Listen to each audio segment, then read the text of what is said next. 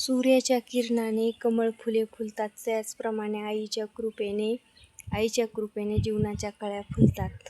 मी काय सांगते बघा, लक्ष देऊन ऐका मंडळी.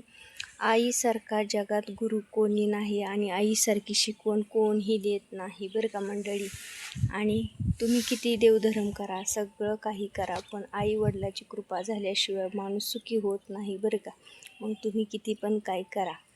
आणि एक गोष्ट लक्षात ठेवा, आई वडील म्हणजे विश्व आहे असं समजावे.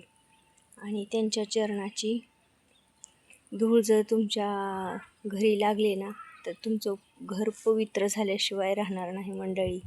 आणि आईसारखा गुरु कधीच तुम्हाला भेटणार नाही, कारण ती शाळेत जरी गेली नसेल ना, अडाणी आई असेल ना, तर आयुष्याची शाळेत ती 1 नंबर असते बरं का मंडळी.